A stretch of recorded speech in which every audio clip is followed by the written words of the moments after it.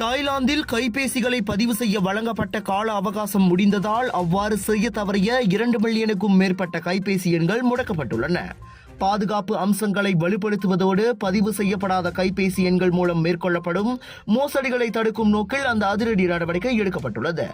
முடக்கப்பட்ட எண்கள் பெரும்பாலும் பதிவு செய்யப்படாத 6 முதல் 100 சிம் அட்டைகள் வரை வைத்திருப்போருக்கு சொந்தமானவையாகும். இன்னும் 30 முதல் 45 நாட்களுக்குள் அந்த சிம் கார்டுகள் பதியப்படவில்லை என்றால் சம்பந்தப்பட்ட கைபேசி எண்கள் முழுமையாக அளிக்கப்பட்டு புதியவர்களிடம் விற்கப்படும் என தேசிய ஒலிபரப்பு மற்றும் தொடர்புத்துறை ஆணையம் NBTC எச்சரித்தது. 113 மில்லியன் வங்கி கணக்குகளுடன் தொடர்பு படுத்தப்படும் 80 மில்லியன் கைபேசி எண்களை மீண்டும் ஒருமுறை சரிபார்க்குமாறு சட்டவிரோத பண பரிமாற்ற தடுப்பு அலுவலகம் அண்மையில் NBTCயை உத்தரவிட்டிருந்தது. வங்கி கணக்கு வைத்திருப்பவரும் கைபேசி சிம் கார்டு உரிமையாளரும் அதே நபர்தானா என்பதை உறுதி செய்வதே அதன் நோக்கமாகும்.